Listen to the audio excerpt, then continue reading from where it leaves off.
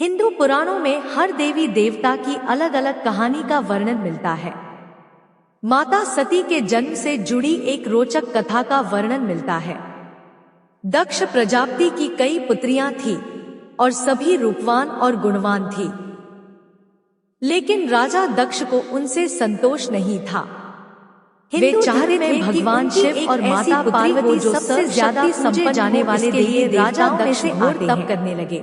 माना जाता है माता पार्वती ने अनेकों कष्ट सहते हुए दक्ष के तप से प्रसन्न होकर मां भगवती ने उन्हें दर्शन दिए और कहा कि मैं तुम्हारे तप के अनुसार मैं सुहाग और पति की लंबी उम्र के लिए माता पार्वती का व्रत किया जाता है और माता पार्वती के साथ ये जानते हैं कि क्या पूजा की जाती है। भगवान शिव और माता पार्वती की जोड़ी में राजा दक्ष के यहाँ और आदर्श जोड़ी मानी जाती है। माता सती दक्ष की सभी लेकिन एक बार भगवान शिव माता पार्वती से इतने ज्यादा नाराज हो गए थे अपनी माया दिखानी पार्वती को श्राप तक दे दिया था, जिसे देखकर दक्ष जान विस्मय में पड़ जाते थे। पौराणिक कथा। धीरे धीरे माता सती विवाह योग्य हो गई तो दक्ष को उनके लिए वर की चिंता होने लगी। उन्होंने ब्रह्मा जी से परामर्श मांगा। परमपिता ब्रह्मा जी बोले, सती भगवती देवी का अवतार है, वे आदि शक्ति हैं और शिव आदि पुरुष, अतः शिव के अतिरिक्त सती से विवाह के लिए कौन उचित होगा।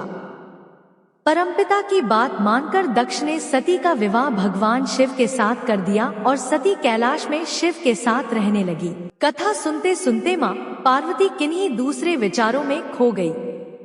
जैसे ही भगवान शिव को इस बात का एहसास हुआ कि मां पार्वती उनकी बातों पर ध्यान नहीं दे रही है, तब उन्होंने मां पार्वती से पूछा कि क्या आप मेरे द्वारा सुनाई जा रही कथा को सुन रही हैं? लेकिन मां पार्वती कहीं और खोई हुई थी, इसलिए उन्होंने भगवान शिव के सवाल का कोई उत्तर नहीं दिया। कठोर तप से शिव अत्यंत प्रसन्न हुए और स्वयं उनकी संतान के रूप में जन्म लेने की बात कही। कथा मिलती है कि एक दिन शिलाद मुनि खेत जोत रहे थे, तब उसी भूमि पर उन्हें एक बालक मिला। वह उसे घर ले आए और उसका नाम नंदी रखा। भगवान भोलेनाथ ने मित्र और वरुण नाम के दो मुनियों को नंदी के पास भेजा।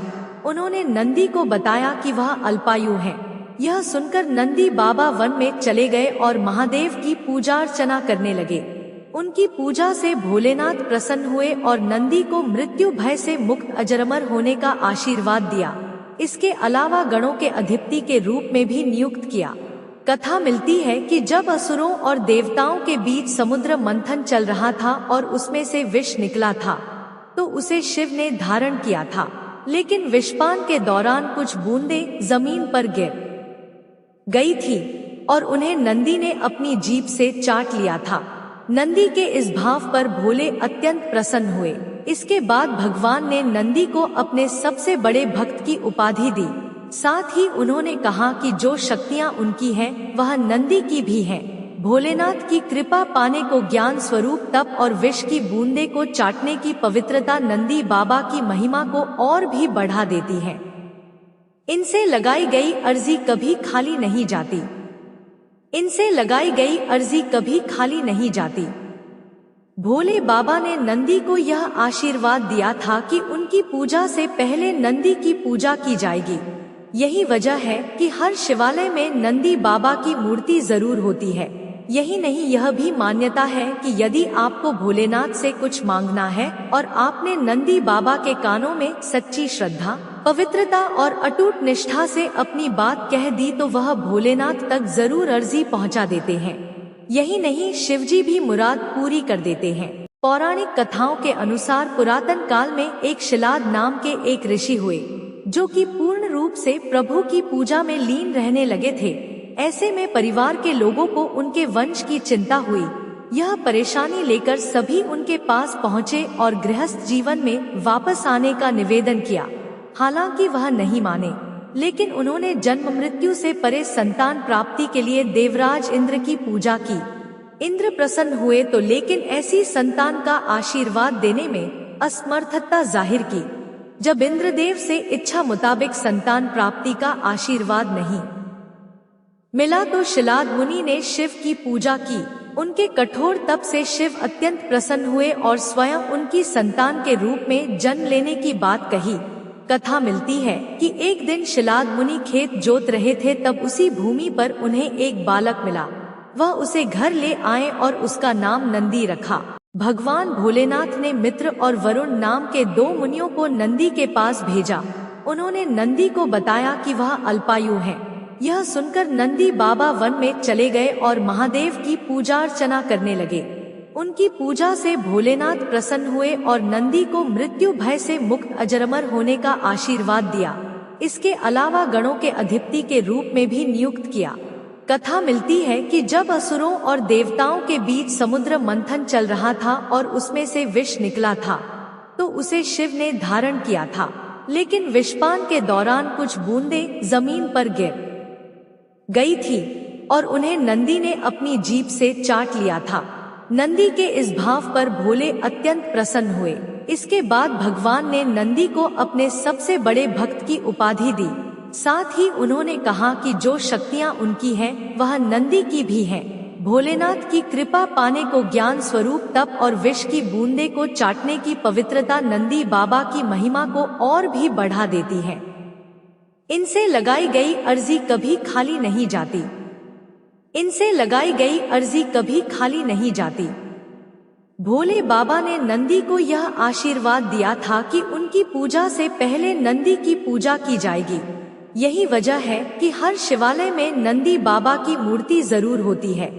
यही नहीं, यह भी मान्यता है कि यदि आपको भोलेनाथ से कुछ मांगना है और आपने नंदी बाबा के कानों में सच्ची श्रद्धा, पवित्रता और अटूट निष्ठा से अपनी बात कह दी, तो वह भोलेनाथ तक जरूर अर्जी पहुंचा देते हैं। यही नहीं, शिवजी भी मुराद पूरी कर देते हैं। पौराणिक कथाओं के अनुसार भगवान शिव बिना किसी वाहन के ही संपूर्ण संसार में विचरण करते थे। एक दिन जब वह जगत में विहार कर रहे थे तो यम ने उन्हें देखा। उनके मन में यह बात आई कि वह भोलेनाथ के वाहन बन जाएं। लेकिन यह इतना सहज नहीं था, तो उन्होंने शिव को प्रसन्न करने के लिए कठिन तप किया। यम के तप से शिव शंभु प्रसन्न हुए और उन्होंने यम को बैल रूप में अपना वाहन बनाना स्वीकार किया। भोलेनाथ ने बैल रूप को इसलिए चुना क्योंकि बैल अत्यंत भोला होता है। उसके मन में किसी भी प्रकार का छलकपट नहीं होता। यही वजह है कि भोले बाबा ने बैल यानी कि नंदी को अपना वाहन नियुक्त किया। यही नहीं, शिव जी ने नंदी को अपना प्रधान सेनापति भी बनाया। कहा जाता है कि भगवान शिव की सेना नंदी बाबा के कहने पर ही चलती है।